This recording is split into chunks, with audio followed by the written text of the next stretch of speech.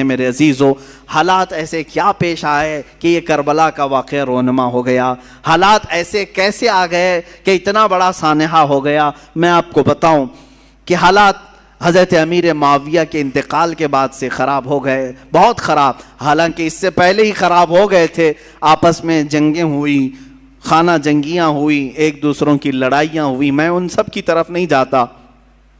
مولا علی کرم اللہ وجہہ الکریم کی وفات کے بعد حضرت امیر معاویہ نے خلافت کا اعلان کیا، اور ان کی خلافت سن 40 ہجری سے لے کر 60 ہجری تک 20 سال تک چلی، اور 20 سال تک دمشق سے حضرت امیر معاویہ رضی اللہ تعالیٰ عنہ نے خلافت قائم کی، اور یہ چلتی رہی۔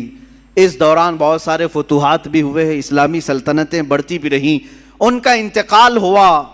اب جو معاملہ خراب ہوا وہ یہاں سے ہوا کہ حضرت امیر معاویہ کا بیٹا یزید تھا، وہ تھے صحابی رسول، حضور صلی اللہ علیہ وسلم کے سالے بھی لگتے ہیں رشتے میں، حضور کی زوجہ ہیں حضرت ام حبیبہ رضی اللہ تعالیٰ عنہ، جو حضرت امیر معاویہ کی سگی بہن ہے، اسی لیے حضرت امیر معاویہ کو امت کا ماموں بھی کہا جاتا ہے۔ وہ ام المومنین حضرت ام حبیبہ کے سگے بھائی ہیں۔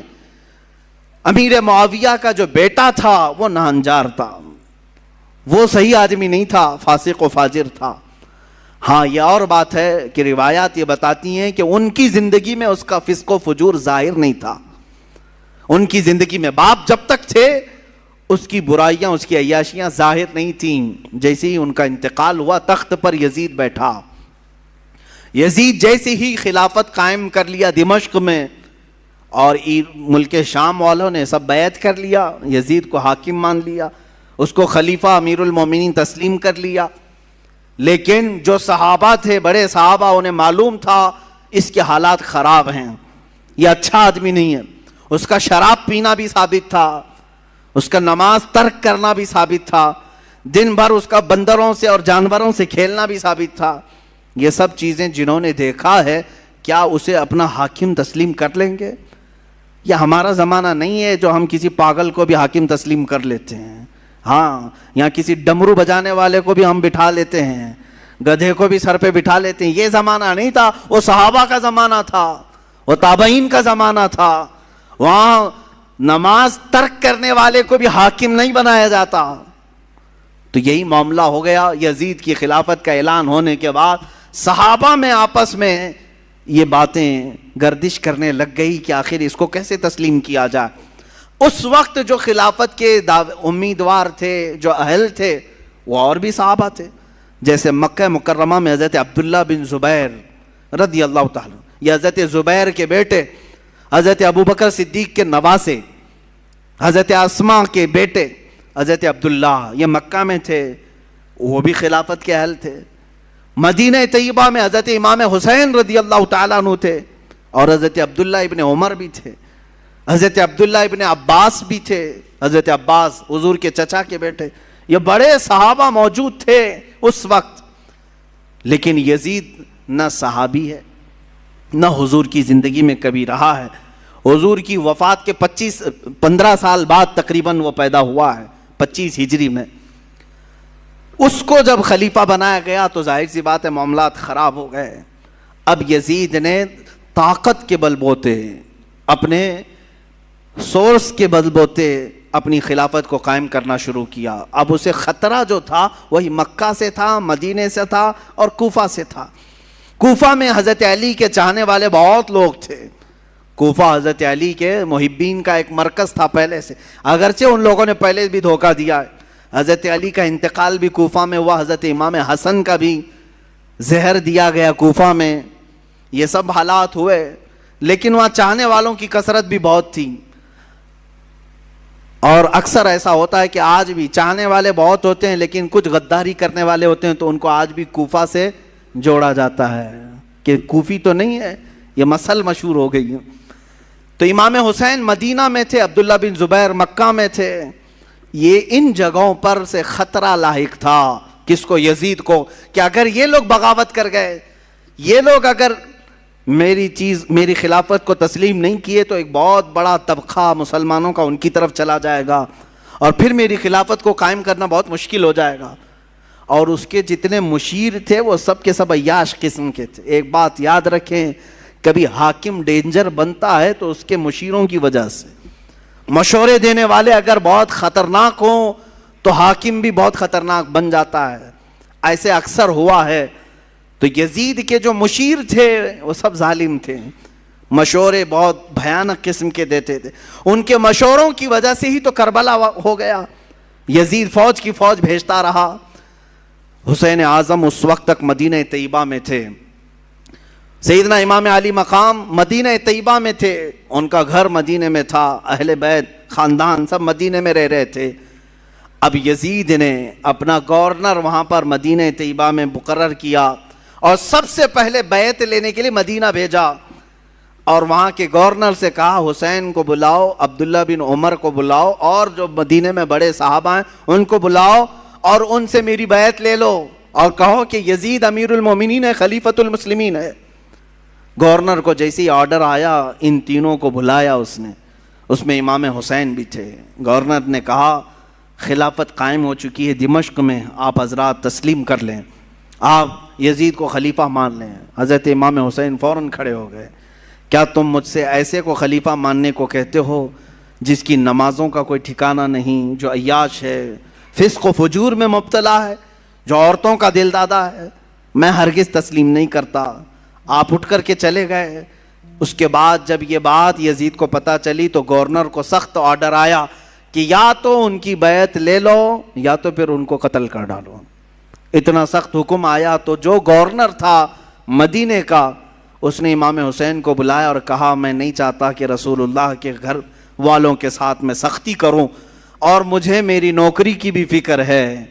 میں اگر آپ کے ساتھ سختی کے ساتھ معاملہ نہ کروں تو یزید مجھے مار ڈالے گا, بیچ کا کوئی راستہ نکالیں. تو امام حسین نے کہا ٹھیک ہے, میں بیچ کا راستہ یہ نکالتا ہوں کہ میں مدینے سے نکل جاتا ہوں, میں مدینہ طیبہ سے ہی نکل جاتا ہوں تاکہ تجھے کوئی سختی وہ نہ کر سکے. اس نے گورنر نے کہا ٹھیک ہے آپ یہ کام کر سکتے ہیں. سیدنا امام حسین رات کے وقت اپنے گھر والوں کے پاس آتے ہیں. یہاں سے شروع ہوتی ہے داستان. اپنے گھر والوں سے کہتے ہیں آؤ اب ہمارے لیے مدینہ تنگ ہو گیا ہے, یزید کی سختیاں بڑھتی چلی جائیں گی, اس کے ظلم کی داستانیں اب رقم ہونا شروع ہو چکی ہیں. اپنے گھر والوں سے کہا ہم سب ہجرت کر رہے ہیں مدینہ طیبہ سے. سب نے پوچھا کہاں جا رہے ہیں؟ کہا مکہ مکرمہ جائیں گے, وہاں جا کر کے حرم کعبہ میں رہیں گے. حرم کعبہ میں کوئی جنگ و جدال نہیں کر سکتا, قتل و قتال نہیں کر سکتا, حرم کعبہ میں جا کر رہیں گے. آپ اندازہ کریں رسول پاک نے ہجرت کر کے مکہ کو چھوڑ کر مدینہ آباد کیا. ان کے نواسے کے ساتھ ایسا معاملہ پیش آ رہا ہے کہ انہیں مدینے سے ہجرت کر کے مکہ جانا پڑ رہا ہے. رات کے وقت اپنے گھر والوں کو اٹھایا اور جتنے لوگ تیار ہوئے ہیں اس میں اپنے عزیز خاندان کے لوگ تھے. مدینے سے پہلے کچھ ہی لوگ تیار ہوئے. آپ کی 2 بیویاں ساتھ میں تھیں, آپ کے شیرخوار بچے حضرت علی اصغر, آپ کے جوان بیٹے حضرت علی اکبر, آپ کے بھتیجے حضرت امام قاسم اور آپ کی بھتیجی, اور آپ کی اپنی بڑی بیٹی حضرت سکینہ رضی اللہ تعالیٰ عنہا. یہ سب گھر والوں کا ایک قافلہ نکلا. پہلے تو یہ لوگ 12-15 کی تعداد میں تھے اور صبح کا وقت تھا جب مدینے سے یہ قافلہ نکلنے کو تیار ہوا. روضہ رسول پر میرے آقا کی بارگاہ میں امام حسین آئے. میرے عزیزو اب پھر یہاں سے حالات ہمارے بے قابو کر جاتے ہیں. میں یہ چاہتا ہوں کہ اس بار کے بیانات میں اب ہم رونے دھونے کو فوقیت نہ دیں. غم حسین تو تڑپاتا ضرور ہے لیکن ہم اپنے جذبوں کو جوان رکھنا چاہتے ہیں اور ہم چاہتے ہیں کہ اب حسینی کردار ادا کرنے کا وقت آ جائے. ہمارے جوانوں میں پھر وہ غیرت بیدار ہو جائے کہ ہم دین کی خاطر ہر مصیبت کو اور مشقت کو اٹھانے کے لیے تیار ہو جائیں. حسین اعظم روضہ رسول پر آئے, میرے آقا صلی اللہ علیہ وسلم کو سلام پیش کیا اور درد بھری آواز سے کہا یا رسول اللہ یا ابتا, اے میرے باپ. حضور کو اکثر وہ ابا کہہ کر کے ہی پکارتے تھے. میرے آقا کی بارگاہ میں پکار کر کے کہا آپ کے مدینے سے مجھے نکلنا پڑ رہا ہے، میرے لیے مدینہ تنگ کر دیا گیا، میرے چھوٹے بچے لے کر کے میں روانہ ہو رہا ہوں۔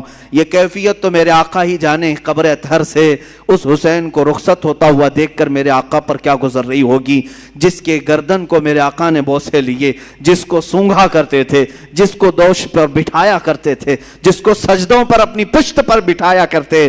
اس حسین کی رخصتی یقیناً غم کا ماحول تو تھا۔ میرے آقا صلی اللہ علیہ وسلم کے روضہ اطہر سے نکل کر سیدہ کائنات فاطمہ الزہرا رضی اللہ تعالیٰ عنہا جو جنت البقیع میں دفن تھیں، ان کے روضے پر آئے، اپنی ماں کی تربت پر آپ نے لپٹ کر کے رویا اور رخصتی کی اجازت مانگی اور کہا آپ کا حسین اگر مدینہ چھوڑ رہا ہے تو صرف اس لیے کہ رسول اللہ کا یہ مدینہ خون سے آلودہ نہ ہو، مسلمانوں کا خون نہ بہے، میں مسلمانوں کا خون بہنا نہیں دیکھنا چاہتا اور مدینے کی حرمت کو پامال ہونے نہیں دینا چاہتا، مجھے اجازت دی جائے۔ حسین اعظم نے اپنی ماں سے اجازت لی، اپنے چھوٹے بچوں کا ایک قافلہ لے کر نکل پڑے۔ میرے عزیزوں، گھر والوں کا قافلہ جب مدینہ چھوڑ رہا ہے کیا کیفیت ہوتی ہے؟ ہم جیسے نکمے، ہم جیسے گنہگار صرف 7 دن یا 8 دن کے لیے عمرے پر مدینے جاتے ہیں تو چھوڑنے کا دل نہیں چاہتا، مدینے سے رخصت ہوتے ہیں تو آنسوؤں کی قطاریں لگ جاتی ہیں۔ کبھی ہم روزے کو دیکھتے ہیں، کبھی ہم بس میں آگے کا سفر دیکھ رہے ہوتے ہیں، مدینے کی سرحدیں نکلنے تک دل بار بار ہچکولے کھاتا رہتا ہے کہ مدینہ چھوٹ رہا ہے، مدینہ چھوٹ رہا ہے۔ ہم تو تمنا یہ لے کر کے جاتے ہیں کہ کاش مدینے میں موت آ جائے، میرے آقا کے قدموں میں دفن ہونا نصیب ہو جائے، لیکن جب رخصتی کا وقت آتا ہے پوچھو حاجیوں سے کیا کیفیت ہوتی ہے، عمرہ کرنے والوں سے پوچھو، مدینے سے جب رخصت ہو کر کے آتے ہیں میں نے خود دیکھا ہے حاجی کبھی کھمبوں کو پکڑ رو رہے ہوتے ہیں، کبھی دروازوں کو پکڑ کر، کبھی چمٹ کر کے اور بوسے دے کر کے رخصتی لے رہے ہوتے ہیں۔ حسین اعظم کا کیا حال ہوگا جن کا بچپنا اس مدینے میں گزرا ہے، جنہوں نے رسول اللہ کو نمازیں پڑھاتے وہاں دیکھا ہے، میرے آقا کو اللہ کی قرآن کی آیتیں سناتا ہوا انہوں نے وہاں دیکھا ہے،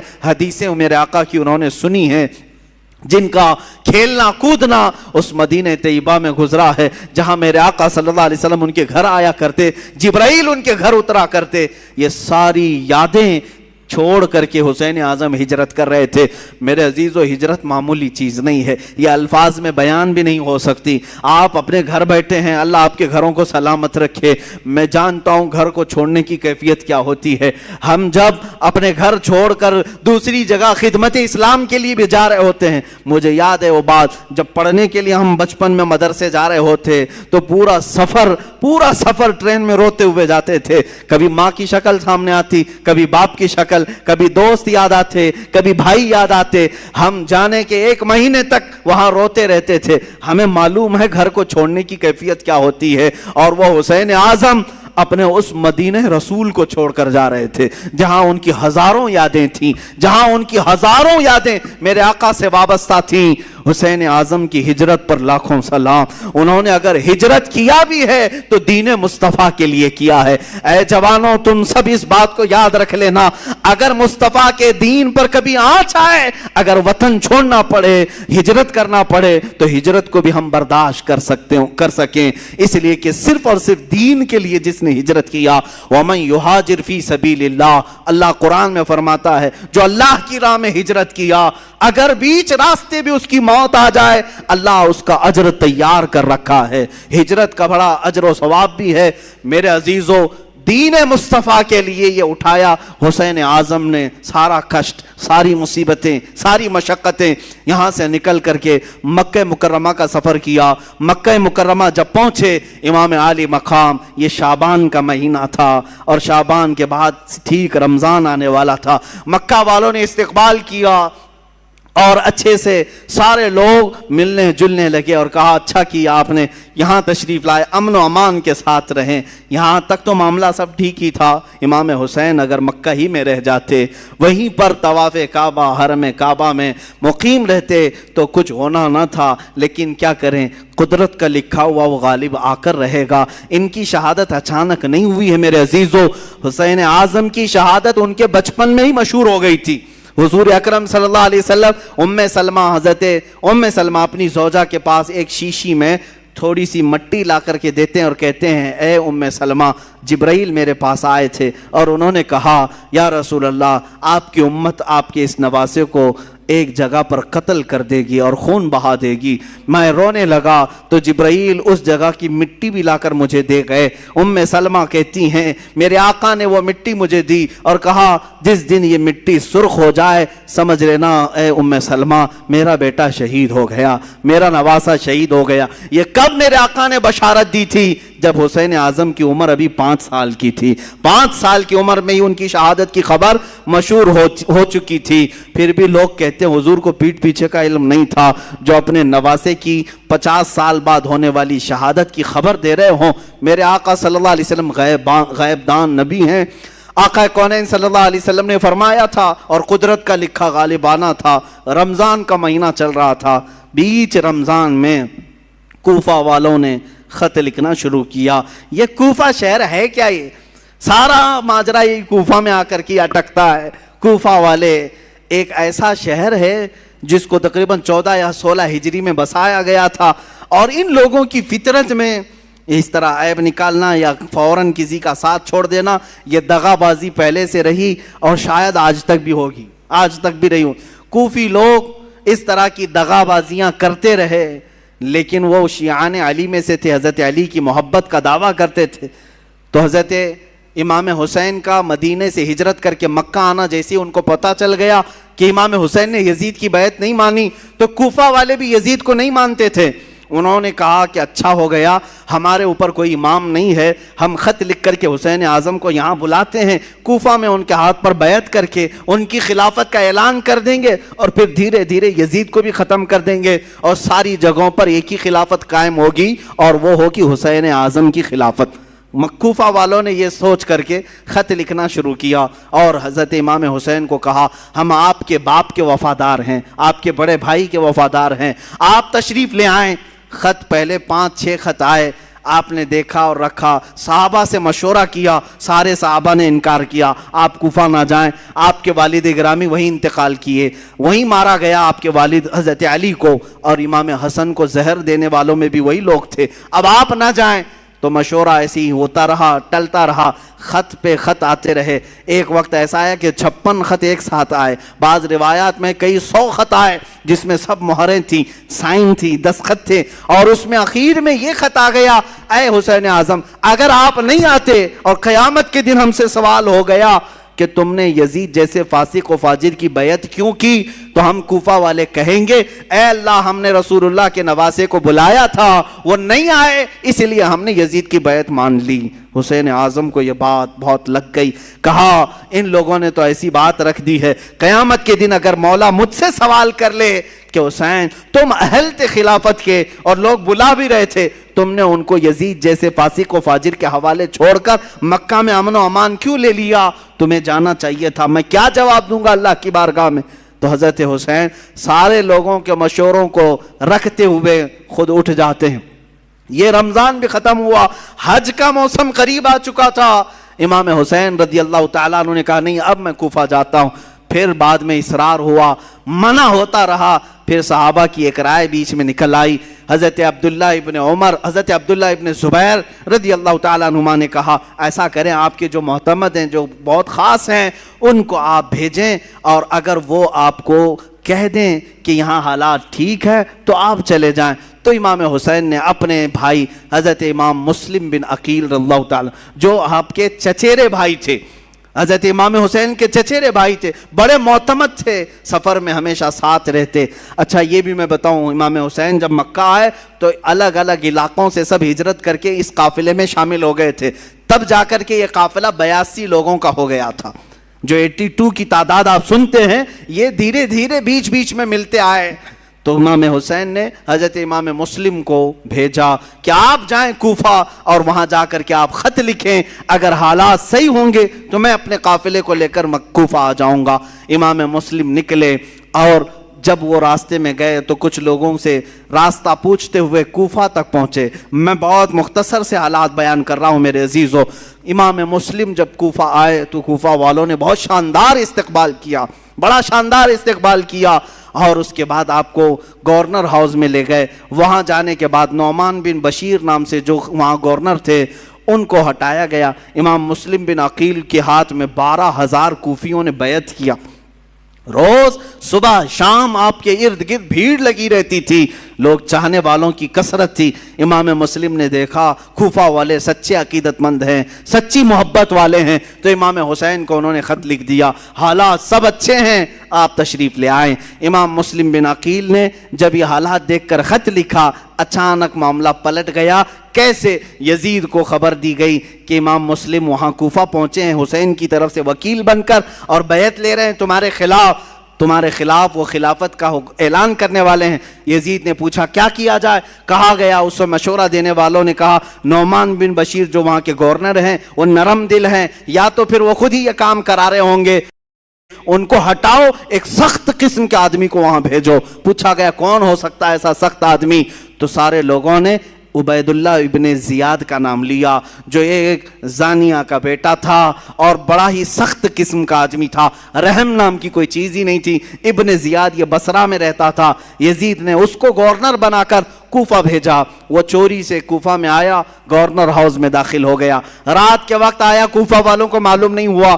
اچانک آتے ہی اس نے گورنر ہاؤس پر کھڑے ہو کر اعلان کیا، میں خلیفۃ المسلمین یزید کی طرف سے گورنر بن کر کے آیا ہوں، نعمان بن بشیر بھی نہیں، مسلم بن عقیل بھی نہیں، اب تم سب کے سب یزید کی بیعت کرو۔ سب لوگ بھڑک گئے، بپھر گئے، سب گورنر ہاؤس کا احاطہ کیے، لیکن یہ چالاک عیار آدمی نے کوفہ کے معزز خاندانوں میں سے کچھ لوگوں کو گرفتار کر کے اپنے گورنر ہاؤس میں بند کیا تھا، اور 10-12 لوگ ایسے تھے جن کو قید کر کے رکھا تھا۔ امام مسلم کے ساتھ 10,000 لوگ آئے، گورنر ہاؤس کے اطراف گھیرا کیا۔ تو مسلم بن عقیل کی اس کیفیت کو دیکھ کر اس ابن زیاد نے یہاں پر جو موجود جو 12 لوگ تھے ان کو چھتوں پر کھڑا کیا اور کہا تمہارے خاندانوں کو ہٹنے کا حکم دے دو، جو بھی مسلم بن عقیل کے ساتھ ہیں ان سے کہہ دو کہ وہ سب گھر چلے جائیں، ورنہ میں تم سب کا قتل کر دوں گا۔ وہ ڈر گئے، چھت پر کھڑے ہو کر اپنے اپنے خاندانوں سے کہنے لگے تم سب کے سب چھوڑ دو، چلے جاؤ، ابن زیاد سخت آدمی ہے، یزید کی فوج آ سکتی ہے، فلاں فلاں۔ ان کی باتوں میں آ کر کے خاندان بکھرتے چلے گئے، امام مسلم بن عقیل کا ساتھ چھوڑنے لگے۔ اتنا ہونے کے بعد کل کی صبح جو آتی ہے، امام مسلم بن عقیل فجر کی نماز میں حاضر ہوتے ہیں تو دیکھا آپ کے پیچھے آپ کے بچوں کے سوا کوئی نہیں ہے، کوفہ والے کوئی نہیں ہے۔ یہ وقت کا بڑا عالمیہ ہے جب کسی امام وقت کو چھوڑ دیا جاتا ہے۔ عزیزان گرامی، یہ وقت ہمیشہ آتا رہتا ہے اور ہمیں بتاتا رہتا ہے لوگوں کے چھوڑ دینے سے دین رکتا کبھی نہیں ہے۔ اگر کوفہ والے دھوکہ کیے تھے امام مسلم کے ساتھ تو دین ختم کبھی نہیں ہوا، دھوکہ کیا اور لعنت قیامت تک اپنے سروں پر لے لیا، لیکن دین تو پھلتا پھولتا ہی رہا۔ آج بھی میں کہتا ہوں دین کا کام اگر تم کرنے کے لیے کھڑے ہو گئے، اگر کسی نے تمہارا ساتھ چھوڑ دیا تو وہ لعنت کا شکار ہوگا، دین تو کبھی نہیں رکے گا، تمہارے ساتھ دین کا نام قیامت تک رہے گا۔ امام مسلم بن عقیل رضی اللہ تعالیٰ عنہ کو تنہا پا کر کے ایک ہانی بن عروہ نام سے شخص تھے، وہ بڑے معزز تھے، انہوں نے پناہ دیا اپنے گھر میں۔ ابن زیاد کو خبر لگی تو ہانی بن عروہ 80 سال کے تھے، ان کو بلایا اور گورنر ہاؤس میں اوپر سے انہیں ڈھکیل کر کے قتل کر دیا۔ جنہوں نے امام مسلم بن عقیل کو پناہ دیا تھا ان کا قتل کر دیا۔ پورے کوفہ میں بڑے بڑے لوگوں کا قتل کر کے لاشوں کو لٹکایا۔ یہی تو موب لنچنگ کی ویڈیو جو کی جاتی ہیں آج، ڈرانے کے لیے، بھائے دکھانے کے لیے، کہ مسلم بن عقیل کے ساتھ یہی کیا گیا تھا، بڑے بڑے سرداروں کا قتل کر کے ان کی لاشوں کو لٹکا کر کے لوگوں کو ڈرایا جاتا تھا، دیکھو اگر تم بھی باز نہیں آئے یہی حال تمہارے ساتھ بھی ہوگا، ایسی لٹکائی جائے گی لاشیں۔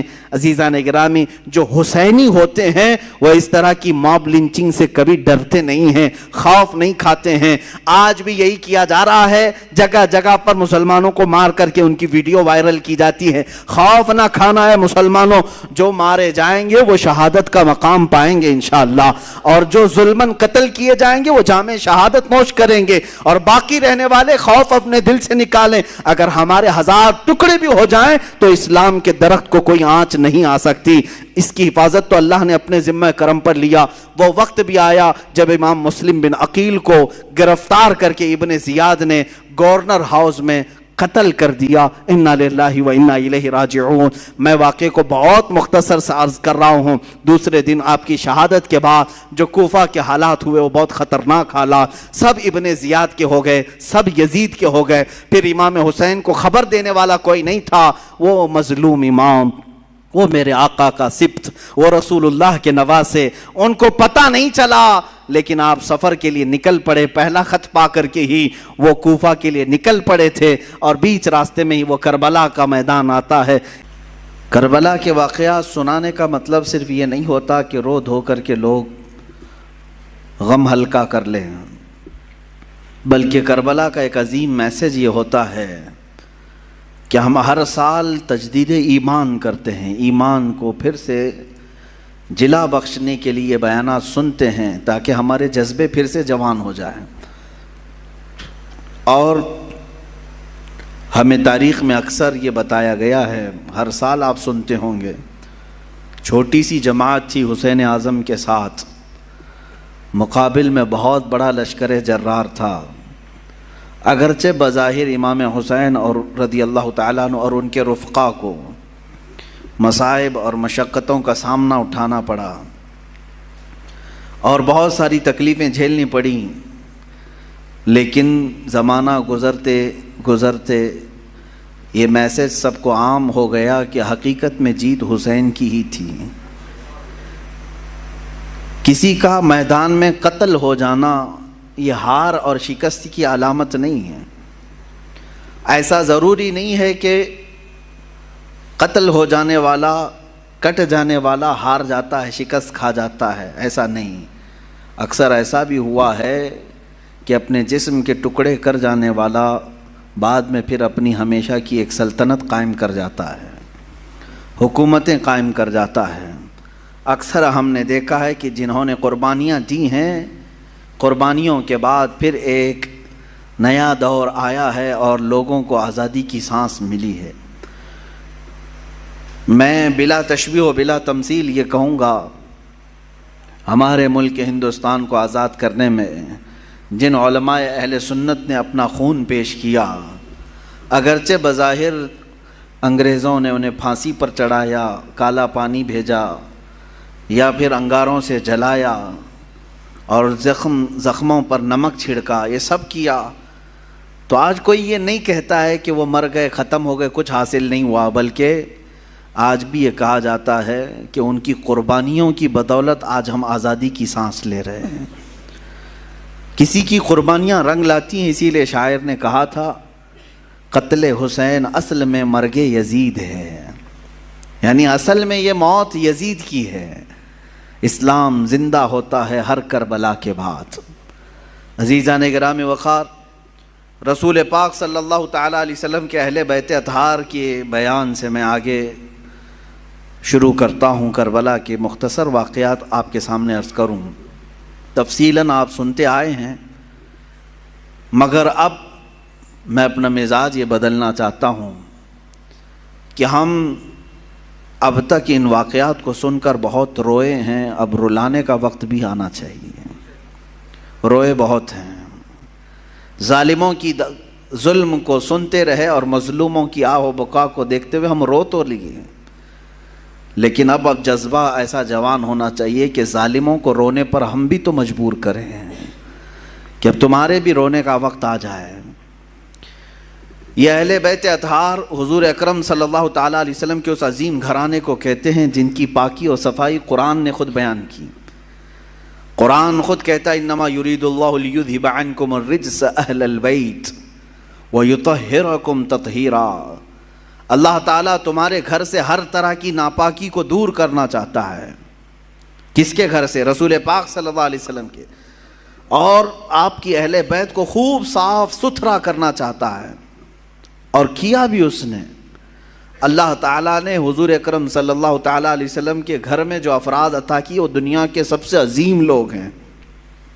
حضور اکرم صلی اللہ علیہ وسلم کی جتنی بیویاں ہیں ازواج مطہرات، وہ تمام مومنوں کی مائیں ہیں، امہات المومنین ہیں، سب سے عظیم مائیں ہیں۔ رسول پاک صلی اللہ علیہ وسلم کے جتنے بیٹیاں ہیں وہ سب سے عظیم بیٹیاں ہیں حضور اکرم صلی اللہ علیہ وسلم کی۔ اور ان کی عزت اللہ کے نزدیک بہت بلند ہے۔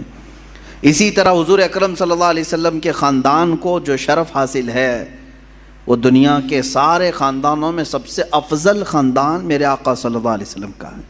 آج بھی میرے عزیزوں، آج بھی سارے نسب ختم کر دیے جائیں گے سوائے رسول اللہ کے خاندان کے۔ سادات جو ہوں گے، آج بھی جو سید ہوں گے میرے آقا صلی اللہ علیہ وسلم کی نسل سے، ان کا احترام ہم پر واجب ہے، ان کی تعظیم و تکریم ہم پر واجب ہے، اس لیے کہ رسول پاک صلی اللہ تعالیٰ علیہ وسلم کے گھر سے جو ان کی نسبت ہے، یہ نسبت ہی ہمارے لیے بہت بلند ہے۔ قرآن پاک کی آیت ہے قُلْ لَا أَسْأَلُكُمْ عَلَيْهِ أَجْرًا إِلَّا الْمَوَدَّةَ فِي الْقُرْبَى، اے محبوب آپ فرما دیں اپنے غلاموں سے کہ میں تم سے کوئی اجرت نہیں مانگتا۔ رسول پاک صلی اللہ علیہ وسلم نے ہم سے کوئی معاوضہ مانگا ہے؟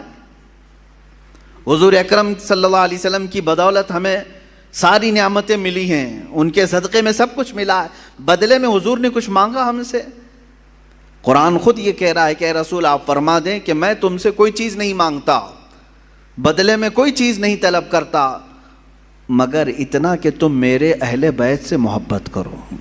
الا المودۃ فی القربى، رشتہ داروں سے، حضور اکرم صلی اللہ علیہ وسلم کے گھر والوں سے محبت کرنا، اس کو تو رسول کریم صلی اللہ تعالیٰ علیہ وسلم نے بھی اظہار فرمایا۔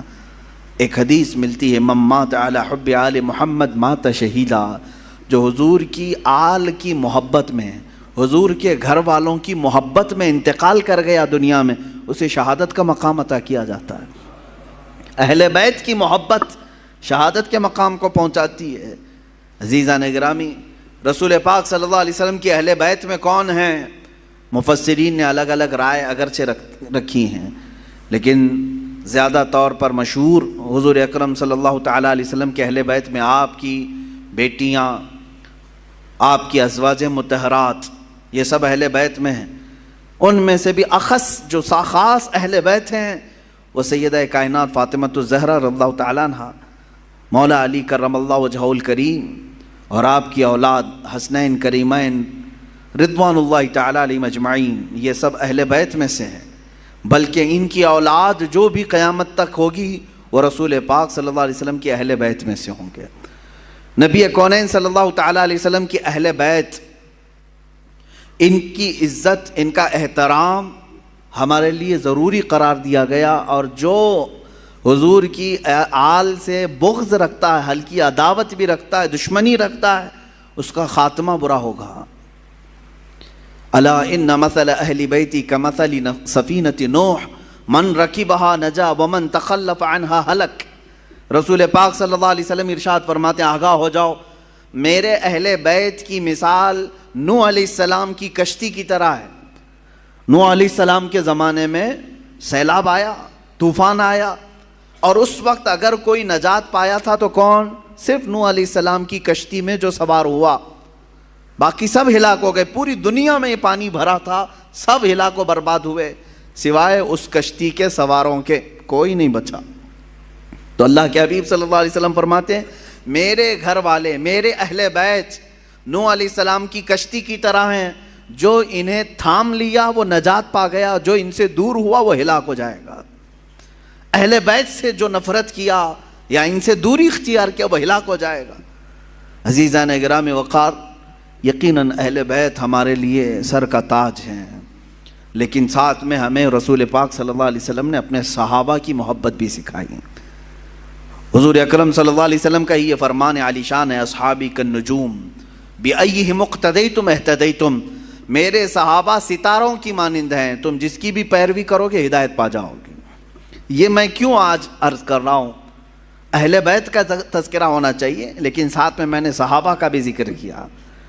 وجہ یہ ہے میرے عزیزو کہ کچھ جماعتیں ایسی ہوں گی جو صحابہ سے نفرت کریں گی، حضور پاک صلی اللہ علیہ وسلم کے صحابہ کو کافر کہیں گی، مرتد کہیں گی، باغی کہیں گی، اور کچھ جماعتیں ایسی ہوں گی جو اہل بیت کو گالیاں دیں گی۔ صحابہ کی محبت تو دکھائیں گی لیکن اہل بیت کو گالیاں دیں گی۔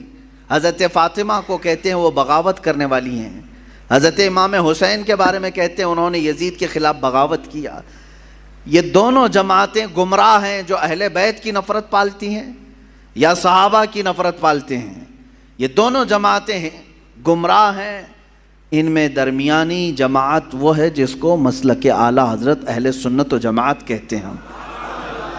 اہل سنت و جماعت یہ ہمارا درمیانی مسلک ہے. درمیانی کہ ہم کیا کہتے ہیں جس کو امام اہل سنت فاضل بریلوی نے یوں ارشاد فرمایا, اہل سنت کا ہے بیڑا پار اصحاب حضور, نجم ہے اور ناؤ ہے اطرت رسول اللہ کی.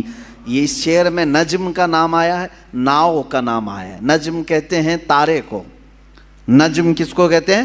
ستارے کو. اور ناؤ کشتی کو کہتے ہیں. اعلیٰ حضرت فرماتے ہیں ہمارا بیڑا تو پار ہے الحمدللہ. صحابہ کو حضور نے کیا فرمایا؟ میرے صحابہ ستاروں کی طرح ہیں. اہل بیت کو کیا کہا حضور نے؟ کشتی کی طرح ہے. اعلیٰ حضرت فرماتے ہیں ہمارے پاس تارے بھی ہیں اور کشتی بھی ہے. ہاں, تارے رات کے وقت اندھیرا ہو جائے تو پہلے کے زمانے میں تاروں سے ہی راستہ طے کیا جاتا تھا.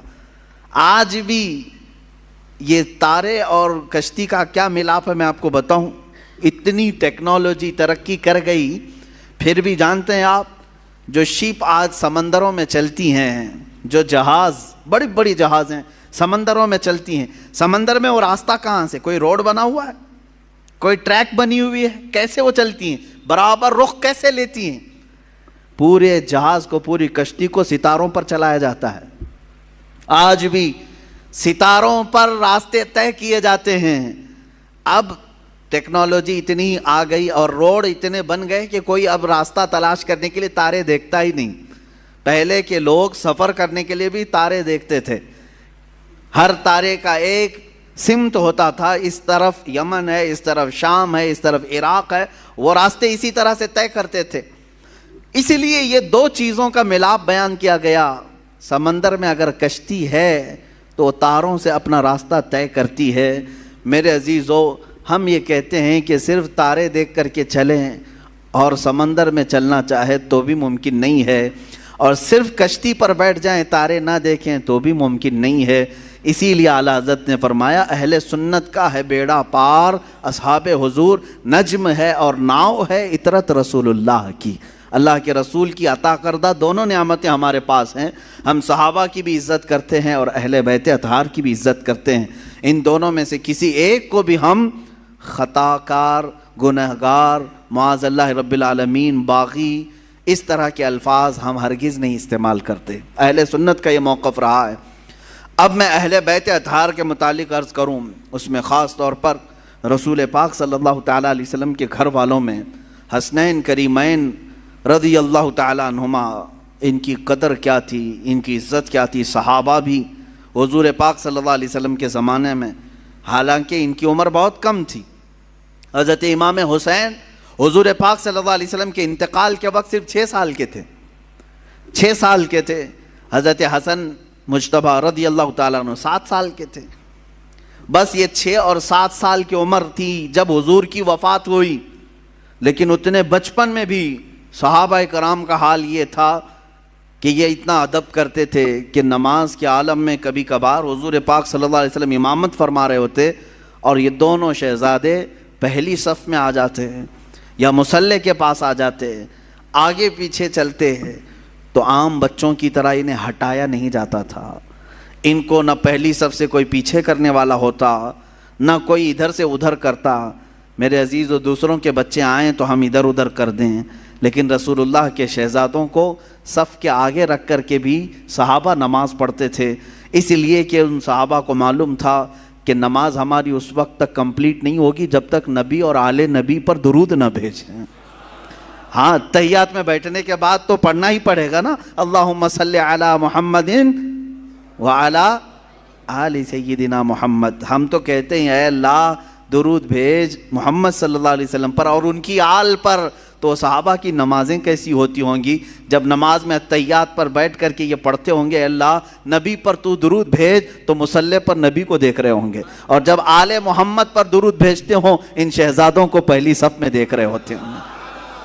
ان صحابہ کی نمازیں کیسی ہوتی ہوں گی. بہرحال حسنین کریمین رضوان اللہ تعالیٰ علیہما, اللہ تعالیٰ نے ان کو رسول پاک صلی اللہ تعالیٰ علیہ وسلم کے گھر میں اس طرح سے ودیعت فرمایا کہ ان کا نام بھی جنتی نام رکھا گیا. حسن اور حسین میرے آقا نے فرمایا اسما من الجنتی، یہ جنت کے ناموں میں سے ہے، جنت کے ناموں میں سے ہے. اور میرے آقا صلی اللہ علیہ وسلم اکثر امام حسین کو سونگھتے تھے. چومنا الگ چیز ہے نا، بچوں کو ہم بوسہ دیتے ہیں، چومتے ہیں.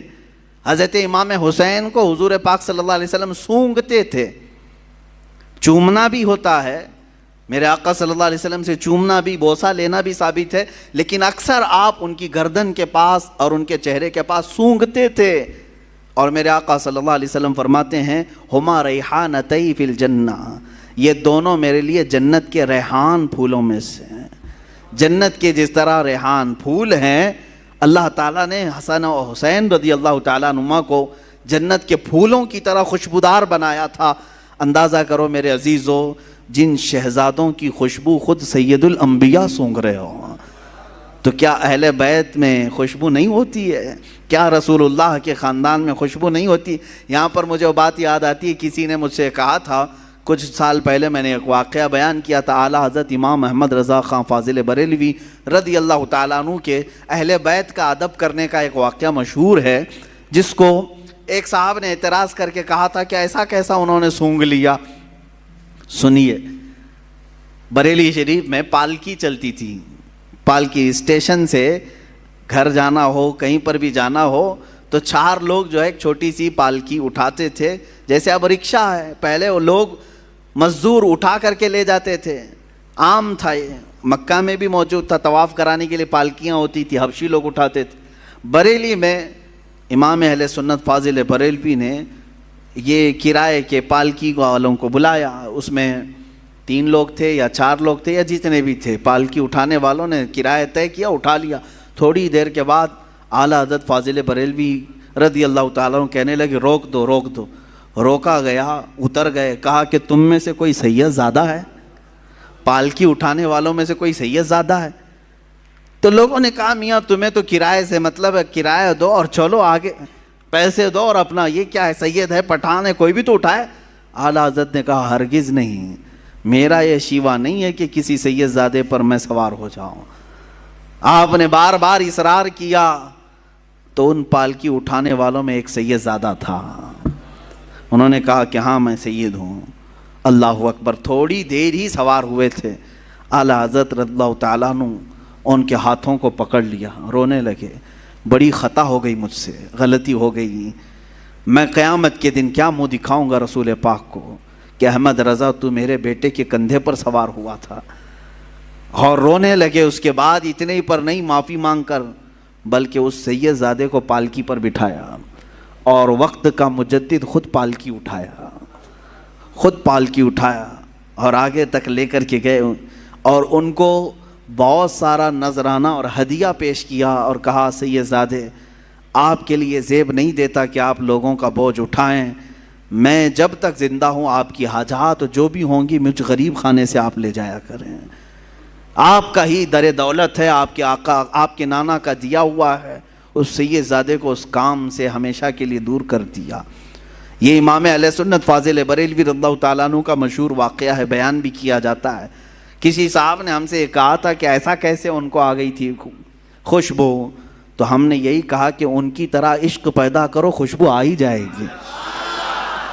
پیدا کرو جو گلاب کو سونگھے تو بھی کہے لب پھول، دہن پھول، زکن پھول، بدن پھول.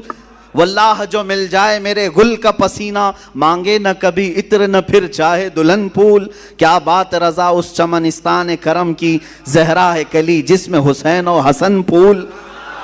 یہ بریلی کا امام ہی تو کہتا ہے جس کی زندگی عشق میں ڈوبی ہوئی ہے، جس جگہ پر بھی دیکھیں یہ اعلیٰ حضرت کے نغمے، کیا یہ عشق نہیں پیدا کرتے؟ آج 100 سال کے بعد بھی سننے والے جھوم جاتے ہیں. اس بریلی کے تاجدار کے سینے میں عشق کتنا رہا ہوگا، جو ہمیشہ اس زمانے میں لوگ میرے آقا کی ناپ رہے تھے کتنا ہے، کیا کیا ہے، کیسے کیسے ہیں حضور کے بارے میں. اس وقت اس امام نے پکار کر کہا تھا سرور کہوں کہ مالک و مولا کہوں تجھے، باغ خلیل کا گل زیبا کہوں تجھے، حیران ہوں میرے شاہ میں کیا کیا کہوں تجھے. یہ کس نے کہا تھا؟ امام زمن، امام اعلیٰ امام اہل سنت نے کہا تھا ان کی طرح محبت اور عشق پیدا کرو، اس نبی کی آل کی خوشبو بھی تمہیں خود آئے گی۔ ہاں بدبو رکھے ہو اور دل میں بغض اور کڑھن ہو تو پھر یہ تمام اعتراضات بھی تمہارے دل سے سینے سے نکل کر کے زبان پر آتے رہیں گے۔ بہرحال عزیزان گرامی، رسول پاک صلی اللہ تعالیٰ علیہ وسلم حسنین کریمین کو سونگھا کرتے تھے اور کہا کرتے تھے، فرمایا کرتے کہ یہ جنت کے پھولوں میں سے کچھ پھول ہیں جو اللہ تعالیٰ نے مجھے عطا کیا، برا ہو ان ظالموں کا جنہوں نے جنت کے ان پھولوں کو بھی نوچ دیا اور انہیں بکھیر دیا۔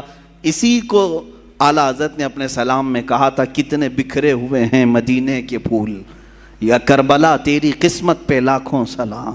کربلا کے میدان پر سلام بھیجتے ہوئے اعلیٰ حضرت نے یوں کہا تھا کہ یہاں بکھرے ہوئے ہیں، یہ مدینے کے پھول ہیں، جس جگہ دیکھو رسول اللہ کا کوئی نہ کوئی شہزادہ نظر آتا ہے۔ اس زمین کو بھی اعلیٰ حضرت نے سلام پیش کیا تھا۔ عزیزان گرامی وقار، رسول پاک صلی اللہ تعالیٰ علیہ وسلم کا گھرانہ یقین جانیں اللہ تعالیٰ کی بارگاہ میں معزز گھرانہ ہے۔ حضرت عمر ابن خطاب رضی اللہ تعالیٰ عنہ امیر المومنین ہیں، جن کی نیکیاں اللہ کی بارگاہ میں بہت زیادہ ہیں، اور جن کے بارے میں خود میرے آقا نے فرمایا میرے بعد اگر کوئی نبی ہوتا تو وہ عمر ہوتے، اتنی ساری فضیلتیں ان کے پاس ہیں۔ لیکن مدینے میں ایک وقت ایسا آیا کہ قحط آ گیا، بارش نہیں آ رہی تھی، لوگ سوکھا پڑ گیا تو پریشان ہو گئے، سب امیر المومنین کے پاس آئے۔ جانتے ہو امیر المومنین عمر ابن خطاب رضی اللہ تعالیٰ عنہ، جن کو اللہ تعالیٰ نے بہت سارے انعامات سے نوازا، وہ زاہد بھی ہیں، متقی بھی ہیں، پرہیزگار بھی ہیں، رسول پاک صلی اللہ علیہ وسلم کے خلیفہ بھی ہیں، سب ہیں۔ دعا کے لیے خود ہاتھ اٹھا دیتے نہیں، بلکہ سارے لوگوں کو میدان میں جمع کیا، اور پھر اس کے بعد حضرت عباس رضی اللہ تعالیٰ عنہ کو گھر سے بلایا، جو رسول پاک صلی اللہ علیہ وسلم کے چچا تھے، اور بیچ میدان میں آ کر کے حضرت عباس کا ہاتھ پکڑا اور عرض کیا، اے اللہ تیرے نبی کے رشتہ دار کا ہاتھ میرے ہاتھ میں ہے، میں بارش تجھ سے مانگتا ہوں، تو میری بات کو رد نہ فرما۔ مدینے والے روایت بیان کرتے ہیں حضرت عمر نے ابھی ہاتھ چھوڑا بھی نہیں تھا کہ مدینے میں بارش شروع ہو چکی تھی۔ اہل بیت کے وسیلے سے دعا کی جائے اللہ قبول فرماتا ہے۔ عزیزان گرامی وقار، رسول پاک صلی اللہ تعالیٰ علیہ وسلم کا گھرانہ آج بھی جو سادات ہیں ان کا احترام کیا جائے، ان کا ادب کیا جائے، عام لوگوں کی طرح ان کے ساتھ برتاؤ نہ کریں۔ رسول پاک صلی اللہ تعالیٰ علیہ وسلم کے گھر کے نسبتوں کا خیال ضرور رکھا جائے۔ جانتے ہیں کتنی بڑی وعید بھی آئی ہے جو ان کے ساتھ برا کرتا ہے۔ ایک خاتون، بڑی کتابوں میں لکھا ہوا ایک خاتون جو رسول پاک صلی اللہ علیہ وسلم کے خاندان سے تھیں، وہ بڑی پریشان ہو گئیں، ان کے شوہر کا انتقال ہو گیا، بچوں کو لے کر کے چھوٹی چھوٹی بچیاں تھیں، ایک شہر میں آئیں۔ شہر میں ایک بہت بڑے رئیس تھے، وہ مسلمان، اس کے گھر آئی، اس سے کہا کہ میں نے اپنی بچیوں کو مسجد میں ٹھہرایا ہے اور میں رسول پاک صلی اللہ علیہ وسلم کے خاندان سے ہوں، میں حضور کی آل میں سے ہوں، میری کچھ مدد کر دو میری بچیوں کے لیے۔ اس رئیس زادے نے، اس امیر زادے نے کہا اچھا اب مانگنے کا طریقہ ایسا بھی آ گیا، تم اگر آل رسول ہو تو کوئی ثبوت دے دو، کوئی پروف دے دو، تم حضور کی آل میں سے کہتی ہو اپنے آپ کو، کیا ثبوت ہے تمہارے پاس؟ وہ خاتون وہاں سے چلی گئی، اس کے پاس سے مدد کی کوئی امید نہیں تھی تو چلی گئی۔ اسی وقت وہ شام میں گزر رہی تھی، بھوک کی شدت تھی، ایک ایسے بوڑھے شخص کو دیکھا جس کے ارد گرد بہت سارے لوگ جمع تھے، پوچھا ہے کون ہے؟ کہا یہ شہر کا ایک مجوسی ہے، آگ کا پجاری ہے، لیکن لوگوں کو دیتا بہت ہے، بانٹتا رہتا ہے۔ یہ خاتون وہاں گئی اور اس سے کہا، اپنا معاملہ بھی بتایا کہ میں حالات کی ماری ہوئی ہوں، پریشان ہوں، میری بچیاں مسجد میں ہیں اور میرا گھر سب ختم ہو چکا ہے۔ تو اس مجوسی شخص نے اتنا سنا تو فوراً اپنے گھر سے عورتوں کو بلوا کر کے کہا، جاؤ اس خاتون کی بچیاں جو مسجد میں ٹھہری ہیں عزت سے انہیں لے آؤ، اپنے گھر میں مہمان بناؤ، اور یہ خاتون کہتی ہے کہ یہ محمد صلی اللہ علیہ وسلم کی آل میں سے، ان کی عزت ہونی چاہیے۔ وہ تھا مسلمان نہیں تھا، عزت کیا، گھر میں ٹھہرایا اور خاتون کو اپنے گھر مہمان بنایا، ان کی خاطر تواضع کی۔ اب سنیں، رات ہو گئی، رات کے وقت یہ جو رئیس زادہ تھا، امیر زادہ تھا، جو مسلمان تھا، اس نے خواب میں دیکھا قیامت کا منظر قائم ہے، حساب کتاب ہو رہا ہے، اور اسی وقت رسول پاک صلی اللہ علیہ وسلم تشریف لایا ہے۔ تو یہ رئیس زادہ فوراً حضور کی بارگاہ میں حاضر ہوا کہ آقا میری شفاعت فرمائیں۔ حضور پاک صلی اللہ علیہ وسلم نے فرمایا کیوں شفاعت کی جائے؟ کہا کہ آقا میں آپ کا امتی ہوں، آپ کا چاہنے والا ہوں۔ میرے آقا نے فرمایا کیا ثبوت ہے تمہارے پاس؟ میرے امتی ہونے کا کیا ثبوت ہے تمہارے پاس؟ وہاں کیا پیش کرتا؟ پروف پوچھنے والے، دلیلیں پوچھنے والے۔ حضور پاک صلی اللہ تعالیٰ علیہ وسلم نے جب یہ ارشاد فرمایا تو وہ لاجواب ہوا اور رونے لگا کہ آقا مجھ سے آپ اعراض نہ فرمائیں، مجھ سے آپ ناراض نہ ہوں۔ میرے آقا صلی اللہ علیہ وسلم نے فرمایا آج میری ایک شہزادی تیرے گھر آئی تھی، تو نے اس سے اس کے نسب کا ثبوت پوچھا تھا، اس کی مدد نہیں کیا تھا۔ اتنا حضور پاک صلی اللہ علیہ وسلم جلال میں بیان کر رہے تھے کہ اس کی آنکھ کھل گئی، دھاڑے مار کر کے رونے لگا۔ اچھا ایک چیز یہ بھی اس نے دیکھا اسی خواب میں کہ میرے آقا صلی اللہ تعالیٰ علیہ وسلم اسے جنت کی طرف دکھا رہے ہیں، اس مجوسی آدمی کے نام پر جنت میں ایک محل تیار ہے جس کے گھر وہ عورت ٹھہری ہوئی ہے، مجوسی آگ کا پجاری ہے لیکن اس کے نام پر جنت میں ایک محل ہے۔ تو یہ بیدار ہوا، بہت پریشان ہوا، اپنے مصاحبین کو بلایا، اپنے چاہنے والوں کو، اور کہا کہ یہ خاتون آئی تھی فلاں فلاں کہاں ٹھہری ہے، کیا یہ مجوسی اپنے گھر لے گیا ہے؟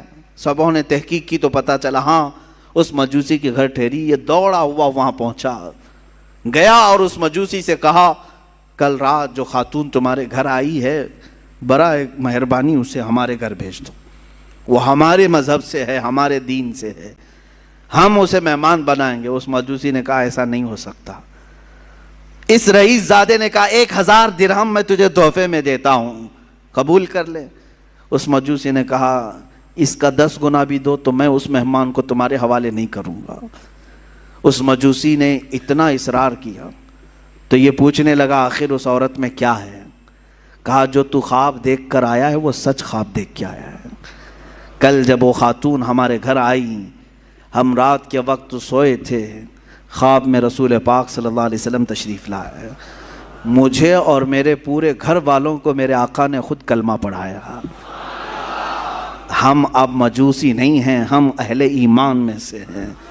رسول پاک صلی اللہ علیہ وسلم نے ان کی آل میں سے ان کی ایک شہزادی کی عزت پر اتنا بڑا انعام دیا کہ ہمیں دائرہ ایمان میں لایا، اور پھر میرے آقا نے اشارہ کر کے بتایا کہ اے فلاں کل تو اٹھے گا تو جنت میں مولا تیرے لیے فلاں محل تیار رکھے گا۔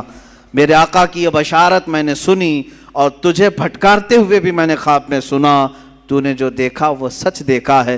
عزیزان گرامی وقار وہ روتے گڑ گڑاتے واپس چلا آیا۔ زندگی کی کوئی اگر کمائی تھی تو اس نے سوچا کہ سب لگا کر کے حاصل کر لوں، مگر اہل بیت کا احترام نہ کرنے کی وجہ سے ساری اس کی کمائی، ساری عبادتیں ایک طرف رہ گئی اور آگ کا پجاری بازی لے گیا صرف اہل بیت کی عزت اور احترام کرنے کی وجہ سے۔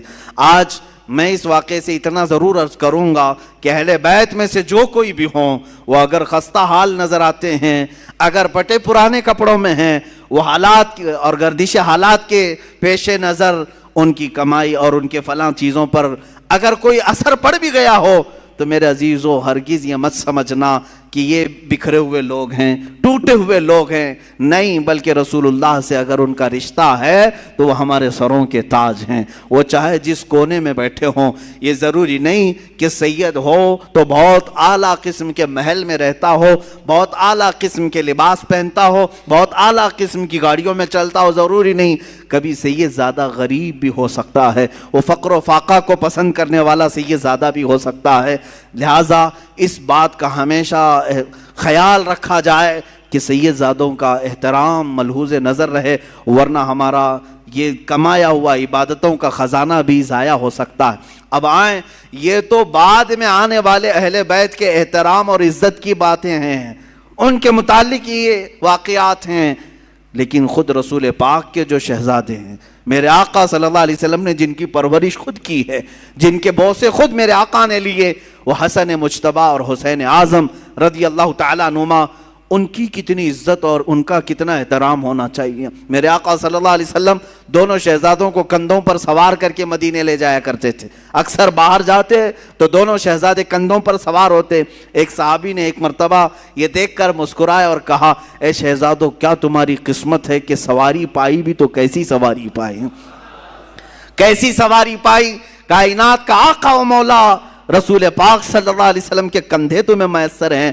اتنی تعریف پر میرے آقا صلی اللہ علیہ وسلم یوں نہیں فرماتے کہ تم صحیح کہہ رہے ہو، بلکہ میرے آقا یوں فرماتے، یہ کیوں نہیں کہتے کہ سوار بھی کتنے اچھے ہیں، سواری کی تم نے تعریف کی تو سوار کی بھی تعریف کرو کہ وہ بھی جنتی جوانوں کے سردار ہیں۔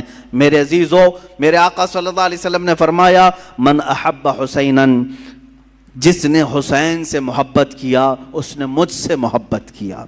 اور میرے آقا صلی اللہ علیہ وسلم کی ایک حدیث یہ بھی ہے کہ انا من الحسین و حسین منی و انا من حسین، حسین مجھ سے ہے اور میں حسین سے ہوں۔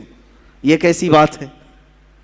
حسین مجھ سے ہیں اور میں حسین سے ہوں۔ ایک جملہ تو اس میں سمجھ میں آتا ہے، حسین مجھ سے ہیں۔ حضور نے فرمایا یقیناً اولاد باپ سے ہی ہوتی ہے، اولاد اس کے دادا نانا سے ہی ہوتی ہے۔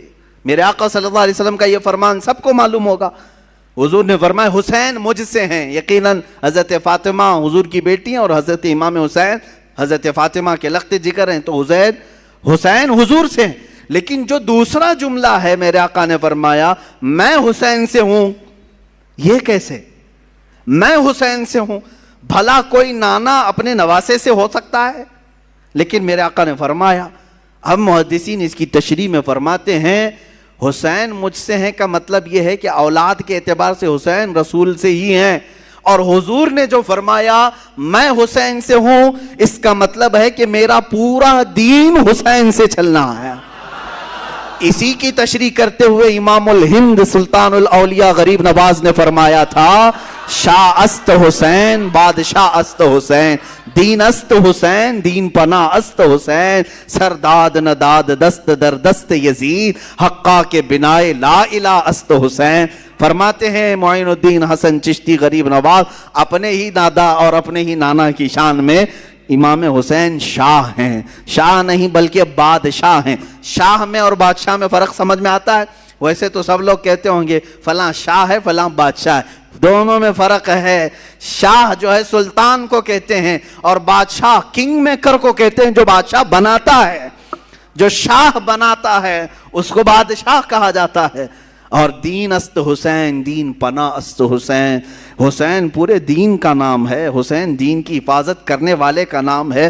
اپنا سر دے دیا، ہاتھ یزید کے ہاتھ میں نہیں دیا۔ حق تو یہ ہے کہ لا الہ کی جڑ کا نام حسین ہے۔ اب سمجھ میں آیا حضور حسین سے کیسے ہے؟ حضور حسین سے کیسے ہیں؟ رسول پاک صلی اللہ علیہ وسلم کا دین حسین سے ہے۔ جو حسین پاک سے نفرت کیا، بغاوت کیا، وہ دین سے نکلنے والوں میں سے ہے، خارج ہونے والوں میں سے ہے، میرے آقا صلی اللہ علیہ وسلم کو ایذا دینے والوں میں سے ہے۔ میں ابھی چند دن قبل، ابھی اسی محرم سے قبل ایک بات سنا، کسی سعودی لقوہ مارے ہوئے آدمی کو یہ کہتے ہوئے سنا، ہاں ریالوں نے جس کا لقوہ مارا ہے جس کے عقیدے پر، اگر یہ دو شہزادوں کی لڑائی تھی کربلا کی، دو شہزادوں کی لڑائی تھی، یعنی حضرت حسین حضرت علی کے شہزادے اور یزید حضرت امیر معاویہ کا شہزادہ، آپس میں دو بڑے بڑے لوگوں کے بیٹوں کی لڑائیاں تھیں۔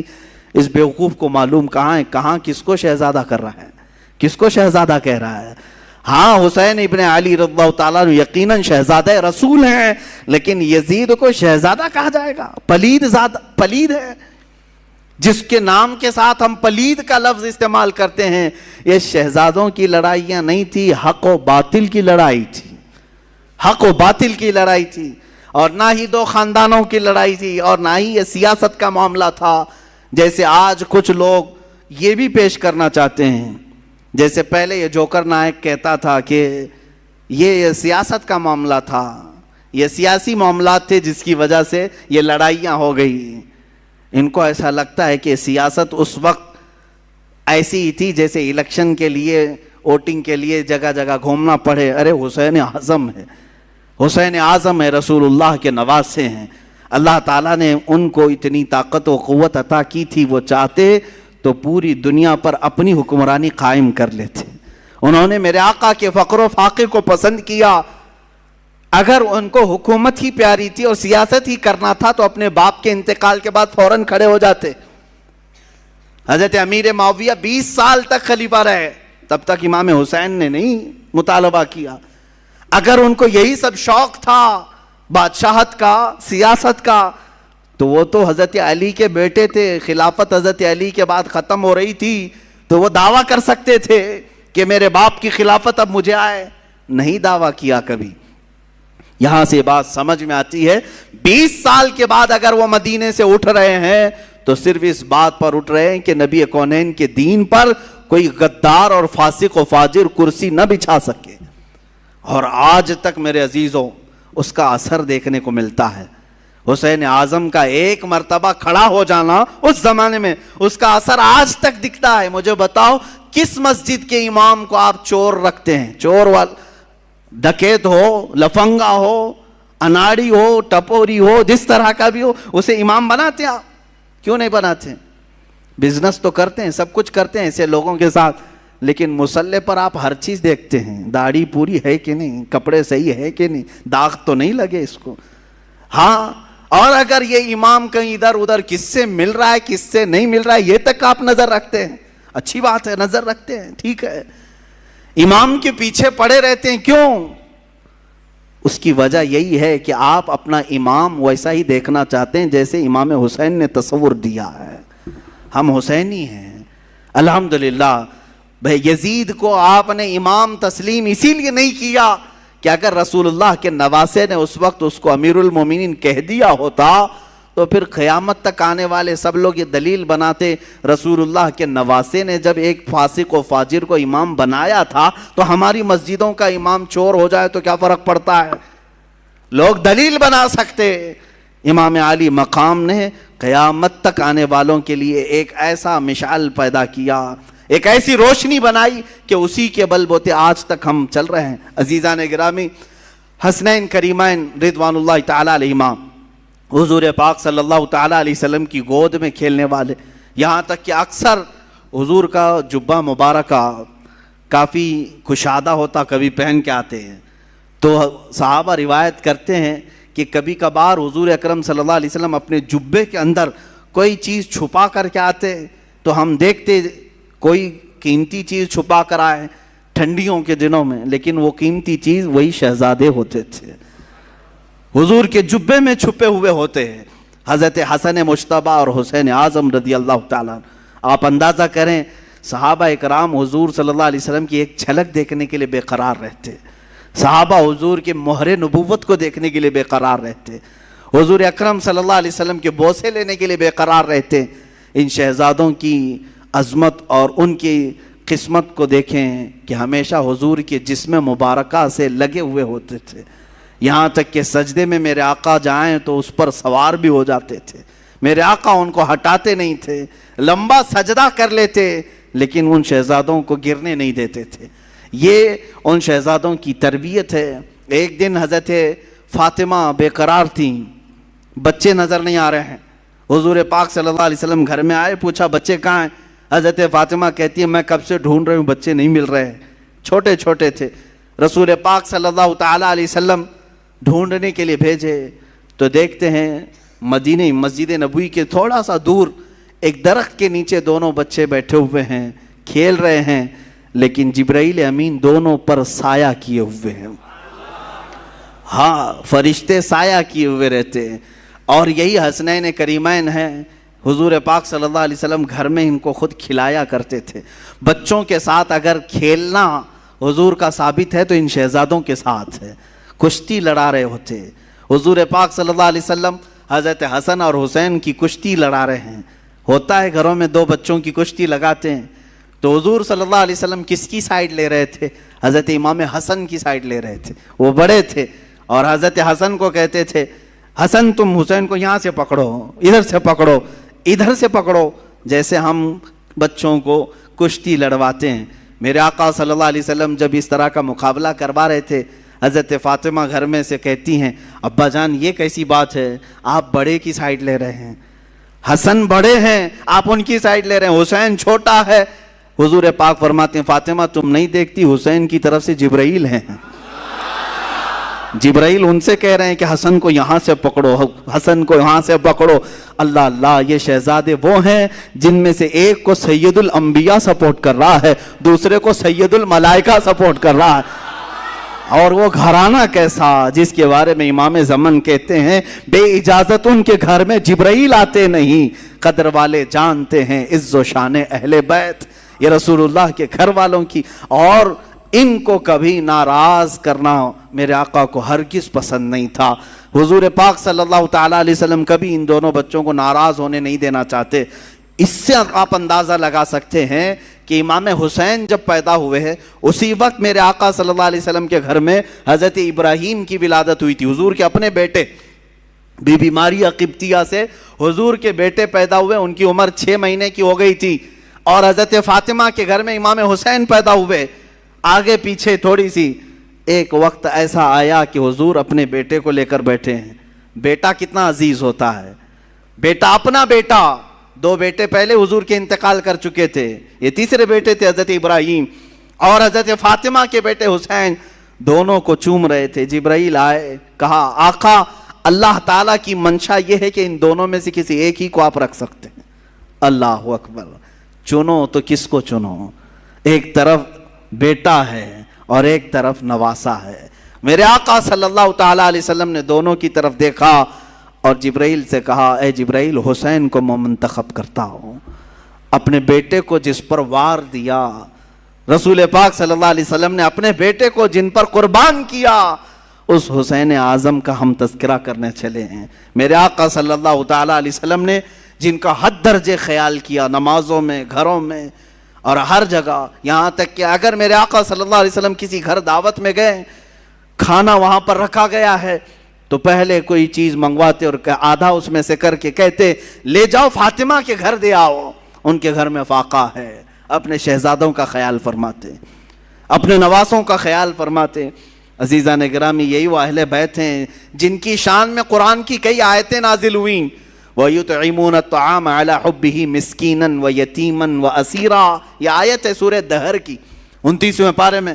ہوا یہ تھا کہ حضرت فاطمہ کی کنیز فضہ, انہوں نے منت مانگی تھی. دونوں شہزادے بہت بیمار تھے کہ اگر یہ صحیح ہو جائیں تو ہم 3 روزے رکھیں گے, اگر یہ صحیح ہو گئے تو 3 روزے رکھیں گے. گھر والے بچے صحیح ہو گئے, روزہ رکھا سارے لوگوں نے مل کر.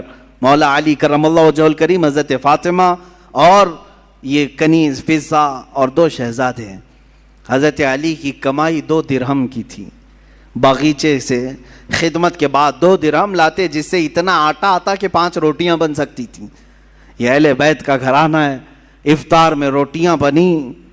شام کے وقت کسی فقیر نے آواز دی, ایک مسکین آیا, فقیر آیا, کہا میں نے سنا ہے کہ یہ رسول اللہ کے گھر والے ہیں, یہ اہل بیت ہیں, میں بہت بھوکا ہوں, مجھے کھلا دیا جائے.